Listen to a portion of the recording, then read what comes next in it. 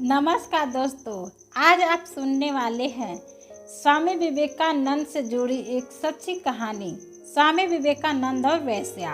ये कहानी तब की है जब वह भारत में ही रहते थे और उतने प्रसिद्ध नहीं हुए थे जितने कि बाद में हुए थे। उन्होंने विदेश यात्रा भी नहीं की थी। उस समय वह जयपुर में ठहरे हुए थे। वहाँ के राजा स्वामी विवेकानंद के बहुत बड़े भक्त थे। वह उनकी दिल से इज्जत किया करते थे। इसीलिए राजा ने स्वामी विवेकानंद जी को अपने महल में बुलाया। उस समय की ये रस्म थी कि जब भी किसी मेहमान को बुलाया जाता था तो उनके स्वागत में नाच गाने का प्रबंध किया जाता था। इसी रस्म के अनुसार स्वामी विवेकानंद जी के स्वागत के लिए भी राजा ने भारत की सबसे सुंदर वेश्या को न्योता भेजा। सब कुछ तय हो जाने के बाद राजा को ये एहसास हुआ कि स्वामी जी तो सन्यासी हैं, उनके स्वागत के लिए वेश्या को नहीं बुलाना चाहिए था। एक सन्यासी के लिए वेश्या की क्या जरूरत? कहाँ स्वामी जी इतने बड़े महापुरुष और कहाँ वो अदनासी वेश्या। स्वामी विवेकानंद जी उस समय तक सीखने की प्रक्रिया में थे। इसलिए जब वे राजा के महल में आए तो आते ही उन्होंने वेश्या को देखा। वेश्या के बारे में पता लगते ही स्वामी विवेकानंद जी उसी समय एक कमरे में गए और खुद को एक कमरे में बंद कर लिया। उन्हें डर था कहीं उस वेश्या को देखकर उनकी वासना शक्ति जाग न जाए। राजा बाहर से उन्हें बुलाते रहे, लेकिन स्वामी विवेकानंद जी ने बाहर आने से साफ मना कर दिया। राजा ने माफी भी मांगी कि उन्होंने आज तक किसी सन्यासी का स्वागत नहीं किया, इसलिए उनसे ये भूल हुई। लेकिन स्वामी विवेकानंद जी नहीं माने और अंदर ही बंद रहे। राजा निरंतर स्वामी जी को मनाने का प्रयास कर रहे थे। इसका कारण थी वो वेश्या भारत की सबसे सुंदर एवं प्रसिद्ध वेश्या थी। अगर उसे वापस भेजा जाता तो ये उसका अपमान होता। राजा बुरी तरह से फंस चुके थे। उन्हें समझ में नहीं आ रहा था कि इस स्थिति में क्या करें, कैसे निजात पाए इस समस्या से। वेश्या को जब इस बारे में पता चला तो उन्होंने एक गाना गाना शुरू किया। उस गाने में उस वेश्या ने कहा कि उसे पता है कि वो उसके लायक नहीं है, लेकिन वो तो थोड़ी दया दिखा सकते हैं।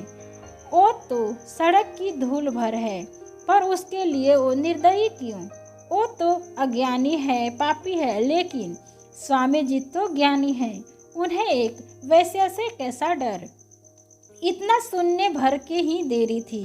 स्वामी विवेकानंद को इस बात का आभास हुआ कि वो डर क्यों रहे हैं। एक वेश्या से उन्हें किस बात का डर?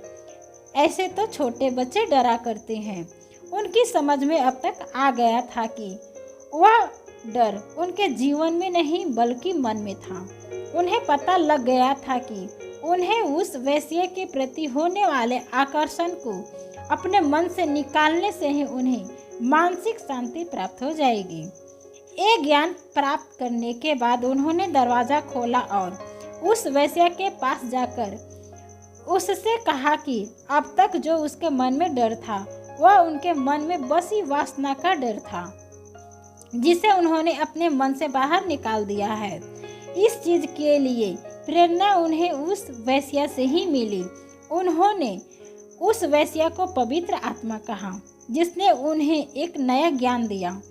इस ज्ञान की प्राप्ति के बाद स्वामी विवेकानंद जी ने आध्यात्मिकता की एक नई ऊंचाई प्राप्त की, जिससे वह संपूर्ण विश्व में प्रसिद्ध हो गए। स्वामी विवेकानंद जी की इस कहानी से सीखने को यही मिलता है कि हमें इस बात का ज्ञान होना चाहिए कि हमें संसार में वही दिखता है जो हम देखना चाहते हैं। खुद पर नियंत्रण न कर हम बाहरी वस्तुओं को दोष देते रहते हैं।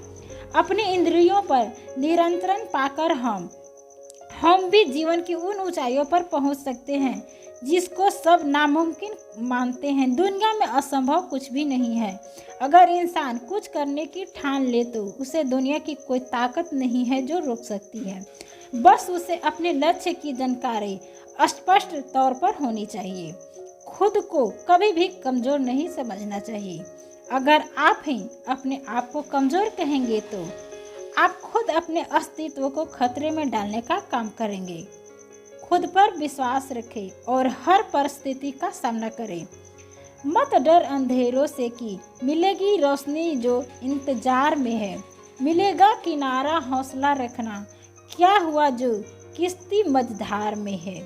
आपको यह कहानी स्वामी विवेकानंद और वेश्या की कैसी लगी, हमें बताना ना भूलें। अपने विचार कमेंट बॉक्स में ज़रूर लिखें। हमें आपकी प्रतिक्रियाओं का इंतज़ार रहेगा। धन्यवाद।